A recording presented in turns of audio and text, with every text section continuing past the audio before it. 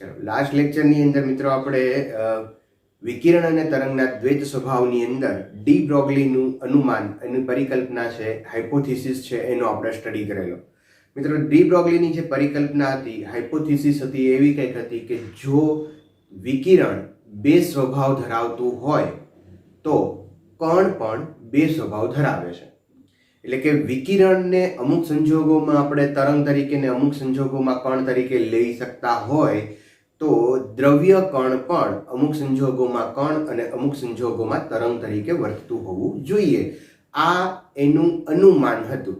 મિત્રો આની કોઈ પ્રાયોગિક સાબિતી હતી નહીં, પણ ડેવિસન અને ગાર્મર કે જેણે જે ડી બ્રોગલીનું જે અનુમાન હતું, જેની પરિકલ્પના હતી, એ કલ્પના ઉપર એને પ્રાયોગિક અનુમોદન મળ્યું. એટલે કે પ્રાયોગિક સાબિતી ડેવિસન અને ગાર્મરે આપી. પછી ત્યારબાદ જે થોમ્સને પણ આની અંદર વધુ કામ કર્યું. પણ ડેવિસન ગાર્મરનો જે પ્રયોગ હતો એ ખૂબ અગત્યનો હતો અને એના માટે એને નોબેલ પ્રાઇઝ પણ મળેલું.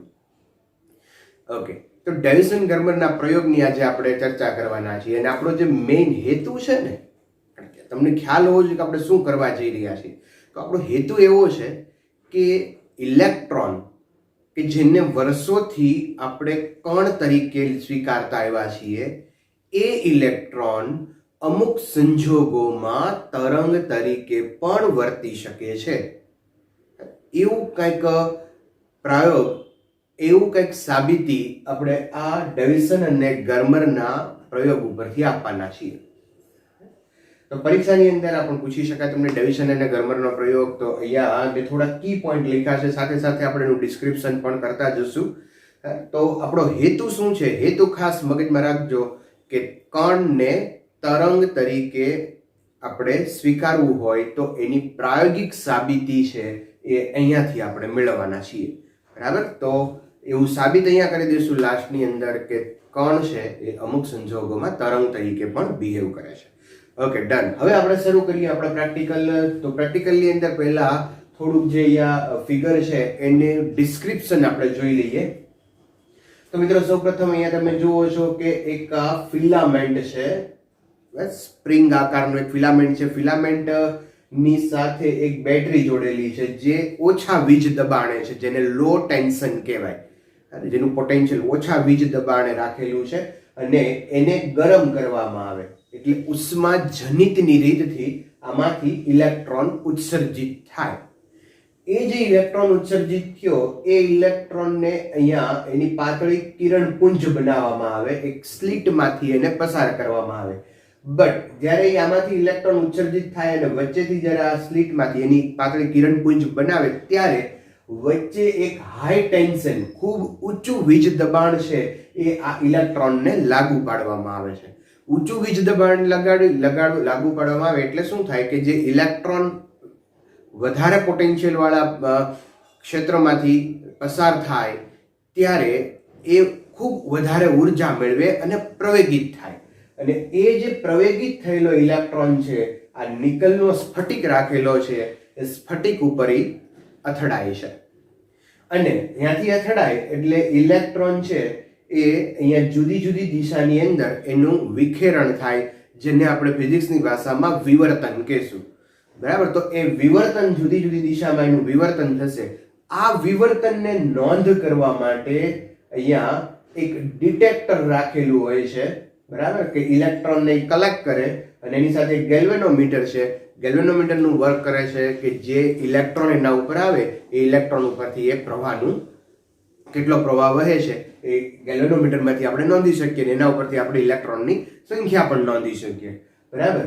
અચ્છા, અહીંયા મિત્રો જે આ જે છે એ આપાત ઇલેક્ટ્રોન કિરણ પુંજ છે અને અહીંયાથી પરાવર્તન થાય છે. આ આપાત છે અને અહીંયાથી એનું પરાવર્તન થાય છે. આ એંગલ જે છે એને આપણે કહીશું ફાઈ. આપાત અને પરાવર્તન જે વિવર્તન થતા ઇલેક્ટ્રોન વચ્ચેનો જે એંગલ છે એ ફાઈ છે. અને આ જે જુદા જુદા એંગલે આ ફાઈ આપણે જુદો જુદો રાખતા જઈએ અને વર્તુળાકાર સ્કેલ હોય અહીંયા એના ઉપર એને ફેરવતા જઈએ અને જુદી જુદી દિશામાં જે ઇલેક્ટ્રોનનું વિવર્તન થાય છે એ નોંધવામાં આવે છે. આવો કંઈક પ્રયોગ ડેવિસન અને ગાર્મરે કર્યો. ઓકે, હવે અહીંયા થોડાક મેં કી પોઈન્ટ લખ્યા છે, સાથે નોટ કરી લઈશું કે ઇલેક્ટ્રોન ગન જે છે, આ ઇલેક્ટ્રોન ગન છે કે જેમાંથી ઇલેક્ટ્રોન ઉત્સર્જિત થાય છે, થર્મો આયોનિક ઉત્સર્જન થાય છે, ઉષ્મા જનિતની રીતે એમાંથી ઇલેક્ટ્રોનનું ઉત્સર્જન થાય છે. નિકલ સ્ફટિક, આ જે છે એ નિકલ સ્ફટિક છે કે ઇલેક્ટ્રોનનું વિવર્તન કરે છે. વિવર્તન મિત્રો તમને ખ્યાલ છે કે જ્યારે કોઈ કણ ઉપર પ્રકાશ આપાત થાય ત્યારે કણ પ્રથમ છે જે પ્રકાશ છે એનું શોષણ કરે છે ને ત્યારબાદ જુદી જુદી દિશામાં એનું વિખેરણ કરે છે. આ ઘટનાને વિવર્તન કહેવાય. તો અહીંયા પણ જ્યારે ઇલેક્ટ્રોન અહીંયા આવશે ત્યારે એનું જુદી જુદી દિશાની અંદર વિખેરણ થાય છે, ધેટ ઇઝ વિવર્તન. ઓકે, તો આ કોણ વિવર્તન કરે છે? નિકલ સ્ફટિક છે એ વિવર્તન કરે છે. અચ્છા, ડિટેક્ટર છે એ વિવર્તન પામતા ઇલેક્ટ્રોનની નોંધ કરે છે. ઓકે, હવે આનું તારણ જોઈએ. જો બહુ મજાની એક વસ્તુ તમારા માઇન્ડમાં ક્લિયર કરજો, જે આપણે અહીંયા હું તમને સમજાવવા માટે એક વાત કરું કે સપોઝ કોઈ ધારો કે મારા હાથમાં માર્બલ લગીઓ છે, માર્બલ છે, અને એ માર્બલને હું હાથમાં રાખું અને પછી આમ નીચે હાથ લઈ છોડી દઉં, માર્બલ બધી નીચે જાય, નીચે જમીન સાથે અથડાય, અને અથડાઈને ક્યાં જાય? ઓબ્વિયસલી બધી માર્બલ જુદી જુદી દિશામાં જાય. બરાબર છે? કઈ નક્કી ન હોય કઈ દિશામાં જાય. તમે પાણીનો નળ શરૂ કરો, અહીંયા ધારો કે આમ નળ છે, બરાબર, અને નળમાંથી ધીમે ધીમે ટીપા છે પાણીના એ નીચે જમીન ઉપર પડતા હોય, બરાબર. તો પાણીના ટીપા જમીન ઉપર પડે તો આ ટીપાના છાંટા છે એ ક્યાં ઉડે? તો કે ભાઈ બધી બાજુ ઉડે છાંટા. કાંઈ એવું જરૂરી નથી કે એક જ બાજુ જાય. બરાબર, સમજાય છે? તો કંઈક આવું રિઝલ્ટ આવવું જોઈએ. અહીંયા ઇલેક્ટ્રોન છે, એ ઇલેક્ટ્રોન જો અહીંયા આના ઉપર અથડાય તો એ ઇલેક્ટ્રોન જુદી જુદી બધી જ દિશાઓની અંદર એનું વિખેરણ થવું જોઈએ. યસ, ઓબ્વિયસલી થવું જોઈએ. આવું કંઈક ઓબ્ઝર્વેશન, આવું કંઈક રિઝલ્ટ હોવું જોઈએ. બટ રિઝલ્ટ છે ને એ આશ્ચર્યચકિત કરે એવું હતું. રિઝલ્ટ છે એ કંઈક અદ્ભુત હતું, અને આ રિઝલ્ટ અદ્ભુત હોવાને કારણે જ ડેવિસન અને ગર્મરને નોબેલ પ્રાઇઝ મળેલું. એટલે રિઝલ્ટ શું હતું એ આપણે વિચારવાનું છે.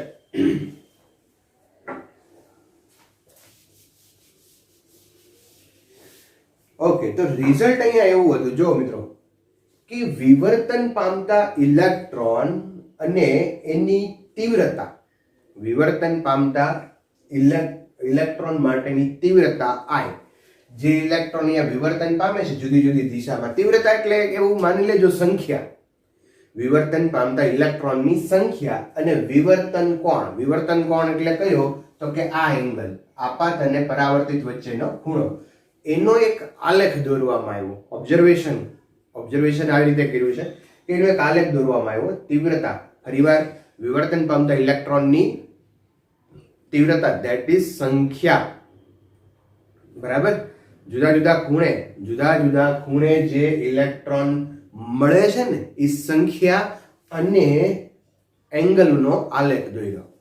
સ્વાભાવિક છે કે નહીં? આ જુદા ખૂણે સંખ્યા આપણને ઘણી બધી જુદા ખૂણે જુદી જુદી સંખ્યાઓ મળવી જોઈએ, અથવા તો એવું વિચારીએ કે બધા જ ખૂણે આપણને થોડી થોડી સંખ્યા મળવી જોઈએ, કારણ કે ઇલેક્ટ્રોન છે અથવા તો માર્બલ મેં હાથમાં લીધી હોય તો એનું વિખેરણ આમ જુદી જુદી બધી દિશામાં થાય. પણ ઓબ્ઝર્વેશન શું કહે છે કે જે ઇલેક્ટ્રોન ને અહીંયા વિવર્તન પામ્યા એ ઇલેક્ટ્રોનમાં 50 ડિગ્રીએ વિવર્તન પામતા ઇલેક્ટ્રોનની સંખ્યા મેક્સિમમ છે. અને જ્યારે અહીંયા વોલ્ટેજ છે એ 54 વોલ્ટ રાખેલા હોય, અહીંયા હાઈ ટેન્શન કેટલા રાખ્યા હતા? 54 વોલ્ટ રાખ્યા હતા. ત્યારે 50 ડિગ્રીએ જે ઇલેક્ટ્રોન મળ્યા ને એ સંખ્યા 90% છે. આ કેવી વસ્તુ થઈ સમજો તમે, કે ધારો કે અહીંયા મારા હાથમાં જે માર્બલ છે એ માર્બલને હું નીચે મૂકું તો અહીંયા માર્બલ આમ હતી, બરાબર, આ કોઈ બાઉલમાં છે.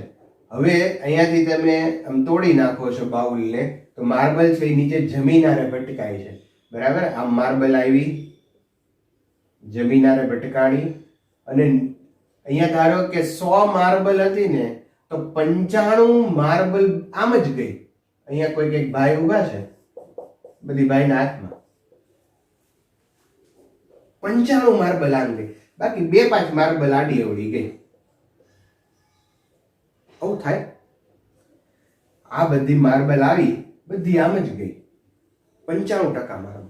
આ પ્રયોગનું પરિણામ એવું બતાવે છે કે જે કાંઈ ઇલેક્ટ્રોન વિવર્તન પામ્યા એમાં 50 ના ખૂણે વિવર્તન પામતા ઇલેક્ટ્રોનની સંખ્યા મેક્સિમમ હતી. આવું થયું કઈ. આવું પહેલી વાત તો એ કે જો આપણે આમ વ્યવહારિક રીતે વિચારવા જઈએ તો પહેલી નજરે આપણને ખ્યાલ આવે કે આવું તો ન જ થવું જોઈએ, બટ પ્રયોગ મુજબ આવું થયું. હવે આવું થયું તો એનું તારણ શું? તો કે તારણ એનું બહુ મજાનું છે, તારણ એનું બહુ અદ્ભુત છે કે આવું તો જ થાય. મિત્રો ધ્યાન રાખો, અહીંયા આવું તો જ થાય જો ઇલેક્ટ્રોનનું વર્તન તરંગનું હોય.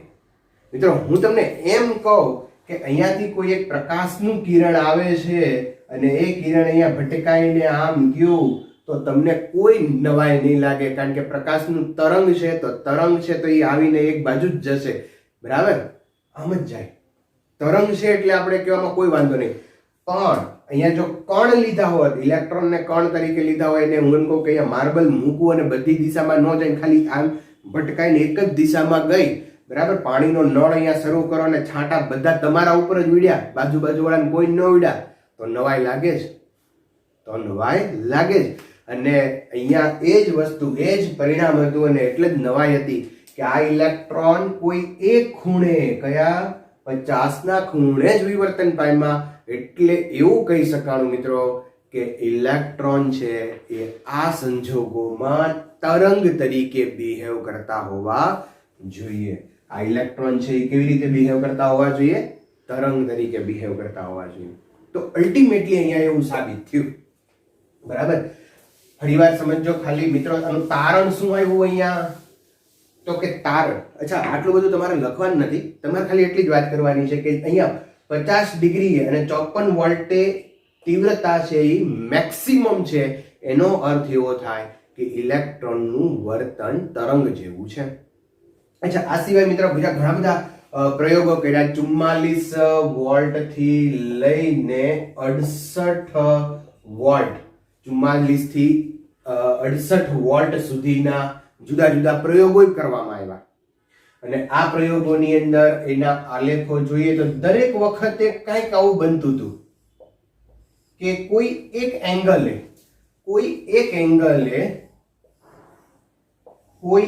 એંગલે જે સંખ્યા છે ને એ મહત્તમ મળતી હતી. આ જુદા જુદા આલેખો પણ તમે બતાવી શકો, બટ કોઈ એક એંગલ એવો આવતો હતો. તારણ અને જે હું કહું છું ને, વાતને પકડજો અહીંયા, કે કોઈ એક એંગલ એવો આવતો હતો કે ત્યાં સંખ્યા, તીવ્રતા છે મહત્તમ થતી હતી. અને આવું તો જ થાય મિત્રો કે જો ઇલેક્ટ્રોનનું બિહેવ છે એ તરંગ સ્વરૂપે હોય. બરાબર, ઇલેક્ટ્રોનનું બિહેવ કેવું હોય? તરંગ સ્વરૂપે હોય.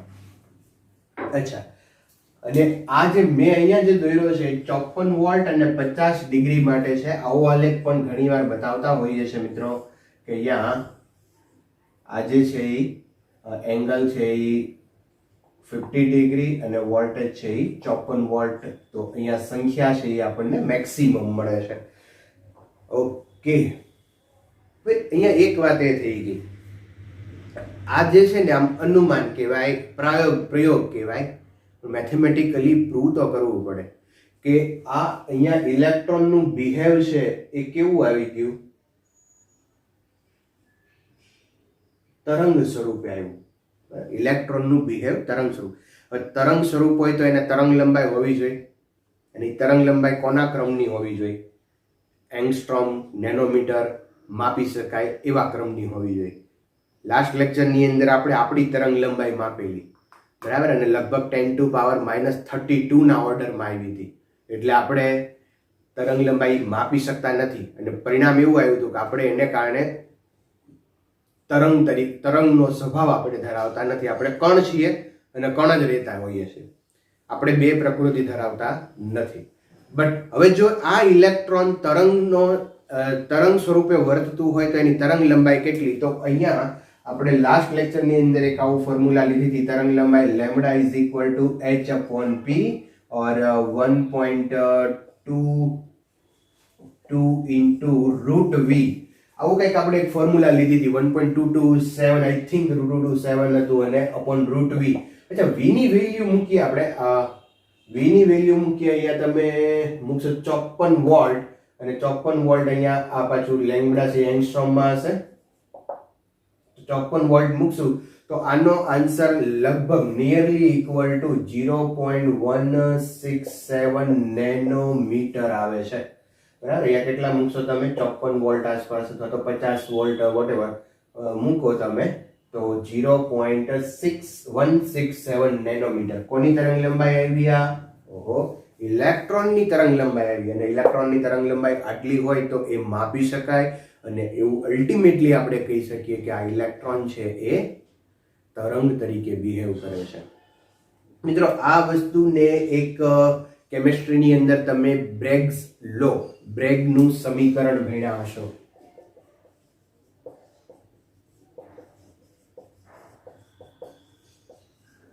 બ્રેગનું સમીકરણ આવું કંઈક એક સમીકરણ હતું, n lambda is equal to 2d sin theta.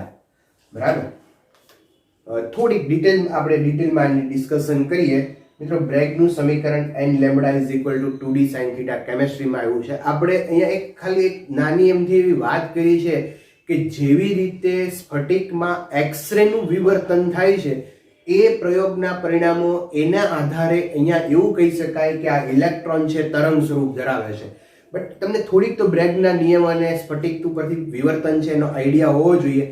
કારણ કે થોડીક ડિટેલમાં ચર્ચા હું એટલા માટે કરું છું કે આ બ્રેગનું સમીકરણ અને બ્રેગના સમીકરણ ઉપરના થોડાક દાખલાઓ પણ તમને ક્યારેક નીટની અંદર પૂછાય છે, પૂછાઈ પણ ગયા છે. આપણે એની પણ ચર્ચા કરશું આની પછીના લેક્ચરમાં. તો બ્રેગ સમીકરણ શું છે એ આપણે જોઈએ. મિત્રો, કોઈ પણ સ્ફટિક હોય તો એની અંદર જે પરમાણુની ગોઠવણી બહુ ચોક્કસ રીતે થયેલી હોય છે, જેને લેટિસ કહેવામાં આવે છે.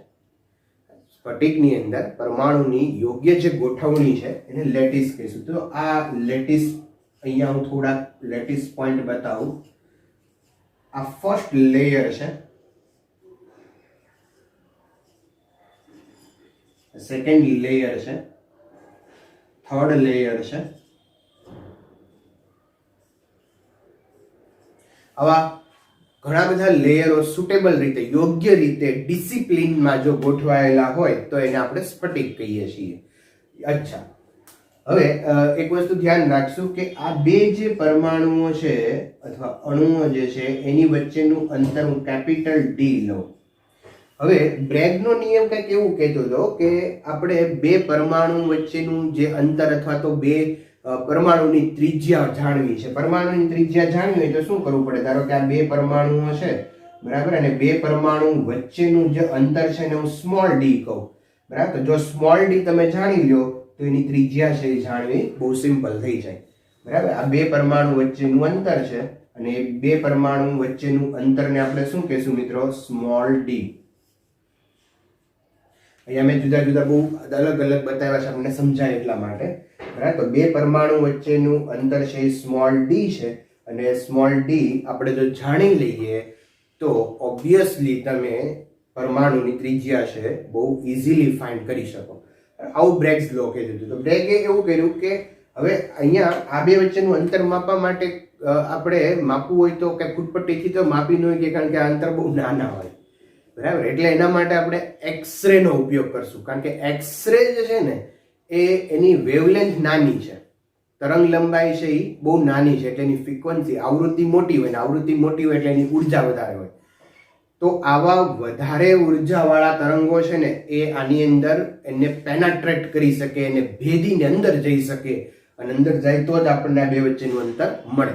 અચ્છા, હવે અહીંયા હું શું કામ કરું છું સમજો. આ આપણા સિલેબસમાં નથી પણ થોડું કેટલા માટે હું ડિટેલમાં ચર્ચા કરું છું, કારણ કે આના ઉપરના દાખલાઓ આપણે નીટમાં પૂછાય છે. તો અહીંયા કોઈ એક એક્સરે આવે છે, ફર્સ્ટ લેયર ઉપર એ આપાત થાય છે. એક આપણે માર્કર લઈએ બીજી. ધારો કે અહીંયા એક્સરે આવ્યું, બરાબર, આ એક્સરે છે, ફર્સ્ટ લેયર ઉપર પરમાણુ ઉપર આપાત થયું, આ એંગલને કહી દઈએ આપણે થીટા. તો અહીંયાથી એ પાછું પરાવર્તન પામશે. આપાત કોણ ને પરાવર્તન કોણના નિયમો ને બધું આપણને ખ્યાલ છે. અચ્છા, આ એંગલ થીટા હોય તો ઓબ્વિયસલી આ એંગલ પણ થીટા જ હોય. બરાબર, આ આપાત કોણ, આ પરાવર્તન કોણ, આ થીટા ના થીટા બંને સરખા હોય. અચ્છા, થીટા મેં કોની સાથેનો લીધો છે ધ્યાન રાખજો, કોઈ લેયર સ્ફટિક સાથેનો અહીંયા એંગલ છે એ લીધો છે. બરાબર, તો આ કિરણ એક્સરે આવ્યું છે, અહીંથી પરાવર્તન થયું છે. હવે એક બીજું એક્સરે આપણે અહીંથી આપાત કરીએ તો બીજું એક્સરે છે અહીંયા આપાત થશે ને અહીંથી એનું પરાવર્તન થશે.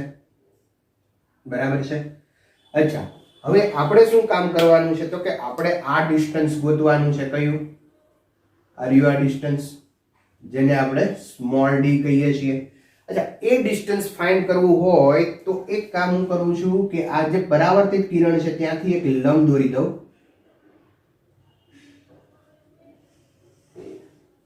બરાબર, આ આપાત કિરણ છે ત્યાંથી એક લંબ દોરી દો. હવે આ જે આ બે કિરણો છે એ બે કિરણો અહીંયા સુધી આવે છે ત્યાં સુધી એક સરખું અંતર કાપે છે. અહીંથી પરાવર્તન થઈને અહીંથી આગળ જાય છે ત્યારે બંને સરખું અંતર કાપે છે. બટ જે બીજું કિરણ છે એ આટલું ને આટલું અંતર છે એ વધારે કાપશે. બરાબર, કેટલું? આને આપણે નામ આપી દઈએ, ધારો કે ADB. તો AD અને BD જેટલું અંતર આ બીજું જે કિરણ છે એ વધારે અંતર કાપશે. હવે એ વધારે અંતર કેટલું કાપે એ આપણે મેળવી લઈએ. અચ્છા, થોડુંક અહીંયા હું ભૂમિતિ વાપરું છું મિત્રો. જો આ એંગલ કેટલો છે? થીટા. તો આ આખો એંગલ જે છે આ લંબ દોરેલો છે એટલે આ 90 થાય, તો આ થઈ જાય એંગલ કેટલો થઈ જાય? 90 માઇનસ થીટા. આ એંગલ 90 માઇનસ થીટા. ઓકે, આ ફરીવાર પાછો આની આરે લંબ છે એટલે આ 90 માઇનસ થીટા હોય તો આ એંગલ કેટલો થઈ જાય? ફરી પાછું 90 માંથી બાદ કરો એટલે આ એંગલ આવી જશે થીટા. સિમ્પલ ભૂમિતિ છે, તમને ખ્યાલ આવી જાય એવી ભૂમિતિ છે. આ એંગલ પણ થશે થીટા. અચ્છા, હવે આ જે ત્રિકોણ છે ને એ ત્રિકોણને હું અહીંયા ફરી ડ્રો કરું. તો અહીંયા આ A, આ D, આ એંગલ થીટા, આ સ્મોલ d. ઓકે, ચાલો હવે આપણે આ AD અંતર ગોતવું છે કારણ કે આ વધારાનું અંતર છે, આ બી વધારાનું અંતર છે. આ બે વધારાના અંતરો આપણે ગોતી લઈ, આના બે સરખા જ હશે તો AD ગોતી લઈએ એટલે 2 ટાઈમ કરી નાખશું એટલે BD જે વધારાનું અંતર થઈ જશે. અને વધારાનું અંતર ઉપરથી આપણે આ સ્મોલ d ગોતવું હોય તો મેળવી શકીએ, બહુ સિમ્પલી મેળવી શકીએ. બરાબર, ચાલો તો અહીંયા સિમ્પલી મારે આ ગોતવું છે AD. તો અહીંયા હું આ કાટખૂણો છે, આ થીટા છે, તો sin થીટા સૂત્ર વાપરો તો sin થીટા એટલે સામેની બાજુ AD એના છેદમાં કર્ણ, કર્ણ એટલે સ્મોલ d. બરાબર, આ ત્રિકોણની અંદર sin થીટા વાપરી એટલે સામેની થીટા એટલે AD ના છેદમાં સ્મોલ d એવું થઈ જશે. તો અહીંયા હું નોટ કરું મિત્રો, AD is equal to, સીધું એક સ્ટેપ લખીએ, સામેની છેદમાં d is equal to sin theta, AD is equal to d sin theta. બરાબર, પણ AD અને વત્તા DB બંને લેશું એટલે 2 ટાઈમ કરીએ તો અહીંયા લખશું 2d sin theta is equal to 2 multiply AD. બે બાજુ બે વડે ગુણ નાખ્યા છે. 2 multiply AD એટલે આ વધારાનું અંતર થયું. હવે વધારાનું અંતર મેળવવું હોય, આ આપણે જાણવું હોય તો મિત્રો થોડુંક પાછા ફિઝિક્સ ઉપર આપણે આવીએ. આ કેમેસ્ટ્રી હતું, હવે ફિઝિક્સ ઉપર આવીએ. તો ફિઝિક્સ શું કહે છે કે અહીંયા આ બંને પરાવર્તન થઈ અને ભેગા થાય ત્યારે ત્યાં સહાયક વ્યતિકરણ જો રચાય તો આપણે એને જોઈ શકીએ. જો વિનાશક વ્યતિકરણ રચાય તો આપણને દેખાય નહીં બે કિરણો પરાવર્તન પામ્યા હોય ત્યારે. એટલે હવે બંને કિરણો આવશે, સ્ફટિક ઉપરથી એનું વિવર્તન થશે. વિવર્તન થઈ અને જ્યારે વિવર્તન થઈ અને જ્યારે બહાર આવશે ત્યારે એનું શું થવું જોઈએ? સહાયક વ્યતિકરણ થવું જોઈએ. સહાયક વ્યતિકરણની શરત આપણે ભણી ગયા છીએ કે સહાયક વ્યતિકરણ એટલે કે જો આ પથ તફાવત છે, પથ તફાવત આનો પથ આટલો હતો, આટલો હતો, આ બે વચ્ચેનો જે પથ તફાવત છે એ n લેમ્બડા હોવો જોઈએ, જેટ ઇઝ સહાયક વ્યતિકરણ. બરાબર, કન્સ્ટ્રક્ટિવ ઇન્ટરફિયરન્સ. જો સહાયક વ્યતિકરણ થાય તો આ બંને આપણને દેખાય અને આપણે આ પદ તફાવત છે એ માપી શકીએ. તો હું અહીંયા 2 into AD બરાબર લખીશ n lambda is equal to 2d sin theta. તો મિત્રો આ મેં સાબિત કર્યું. તમને કઈ સાબિતી કેવું પૂછવાના નથી, પણ તમારે આ સૂત્ર યાદ રાખવું પડશે. n lambda is equal to 2d sin theta. બરાબર, n છે એ ક્રમ બતાવે છે. આ પહેલું સહાયક, બીજું સહાયક વ્યતિકરણનો ક્રમ બતાવે છે. અહીંયા લેમ્ડા છે જે આપાત પ્રકાશ છે એની તરંગ લંબાઈ છે. d એટલે અહીંયા આ બે જે સ્તરો છે, બે પરમાણુઓ છે એની વચ્ચેનું લંબ અંતર છે. હવે જો સંક્ષિતિજ અંતર તમને પૂછે તો એનો પણ એક રિલેશન હું અહીંયા તમને લખી દઉં છું, જે તમે યાદ રાખજો. અહીંયા d sin phi is equal to n lambda. d એટલે જે સમક્ષિતિજ અંતર છે અને કેપિટલ d સ્મોલ d છે એ શિરોલંબ અંતર છે. d sin phi is equal to n lambda. એટલે phi એંગલ કયો લેવાનો? તો કે આ જે ખૂણો છે એ લેવાનો છે.